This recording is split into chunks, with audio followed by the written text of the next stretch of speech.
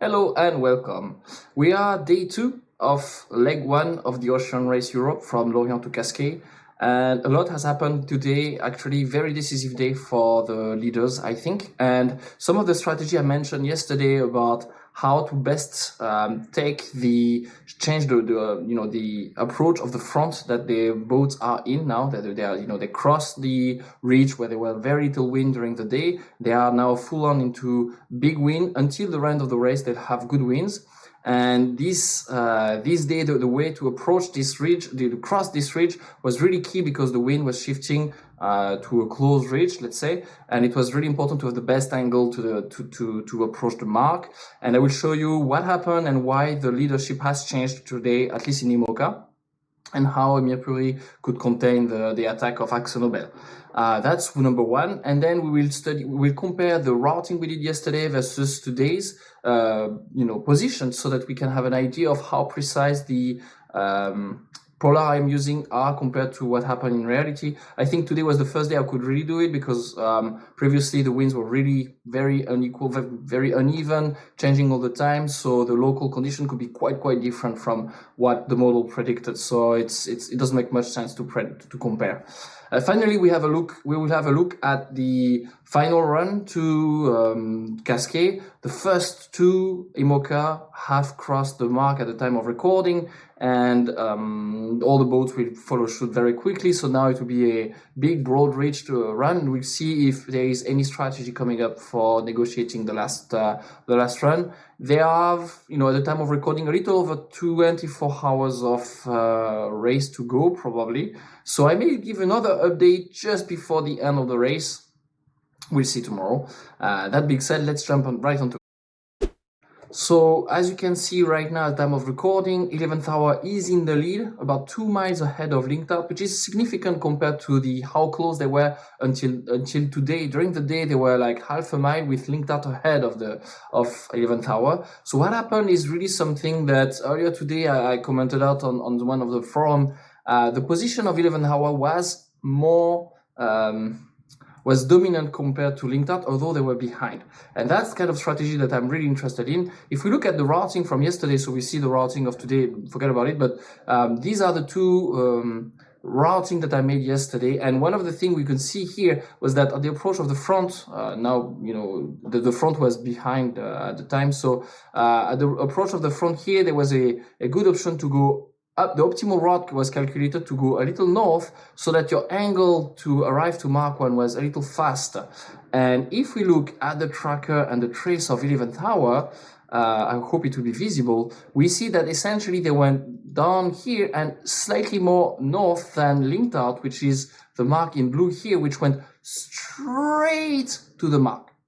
And 11th hour was behind at the time, but kept itself slightly higher until the wind shifted, went, again, the boat were closer to the close reach, essentially. And 11th hour went downwind a little more, had better speed, and right around here took the lead against, the LinkedOut.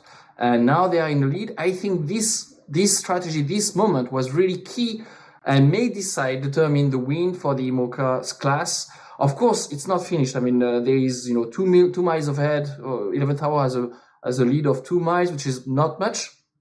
Probably the best lead over the entire race so far.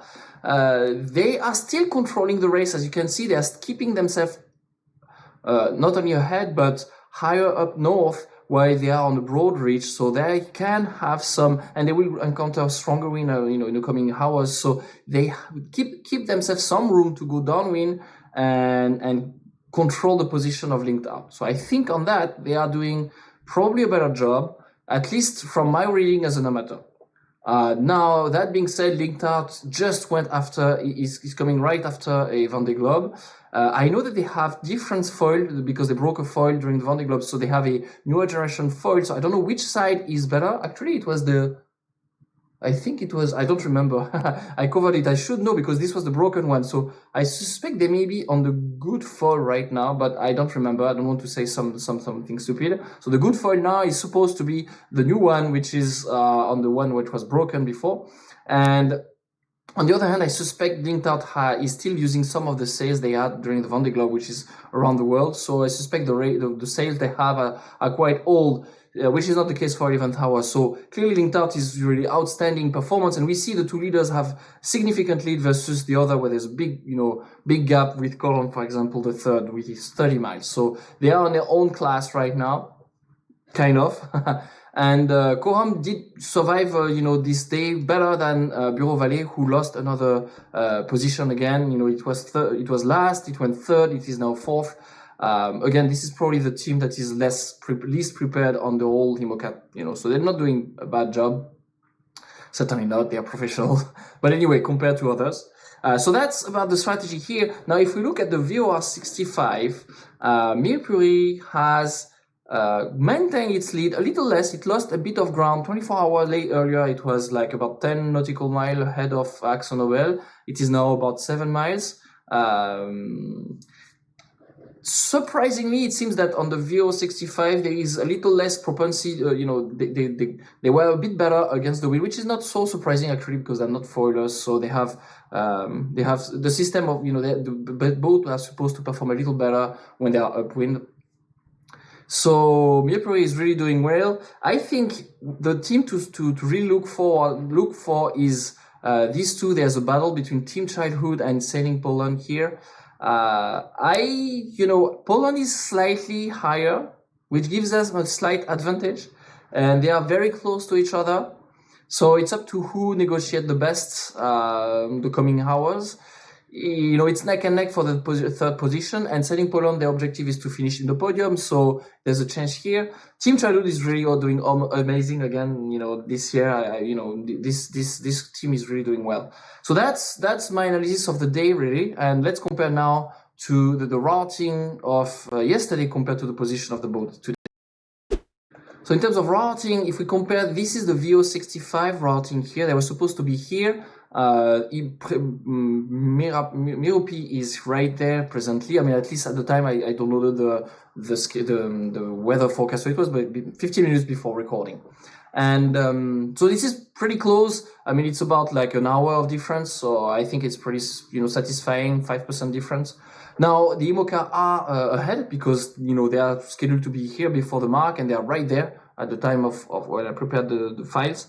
I knew that there was a good chance that my Polar, which are designed for the Vendée Globe, solo, single-handed handling, they are crew. So this is essentially the gain they can make probably with a crew versus a single-handed being solo sailor. So it's a lot more. It's probably about 30% gain versus my Polar. So now sometimes my Polar were also a bit pessimistic when I was forecasting the Vendée Globe, but I will probably adjust a little bit the routing on next leg. I will still study what's happening on the next day before I adjust my Polar and slightly compensate for my pessimism here. Not too bad otherwise, but especially for the VO65, some work in progress for the IMOCA.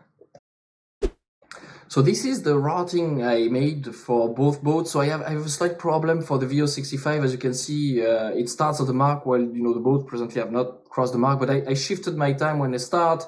I have a small problem with my software. I'm sorry for that. But overall, the conclusion, the strategy, there's not a ton of strategy, as we will see. The two classes will cross the mark in the next hour and a half, something like that, and race with this front that we see here. We really see this front that is well defined here, and the boats will be pushed quite strongly with winds that are 20 knots, well established, perfect conditions for IMOCA actually, and for also VOR 65 would do really well here. The IMOCA are expected to extend a bit their lead on those conditions, which is not completely reflected on the Polar I have. Again, my IMOCA are slightly pessimistic. I'll keep it that way for now.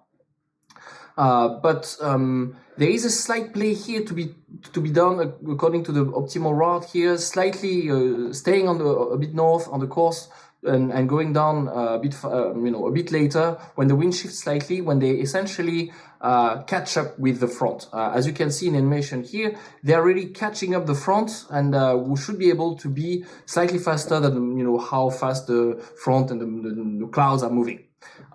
This is interesting for the end of the race, and if we compare to what is happening on the first two boats who have crossed this have made the mark, essentially rounded the mark.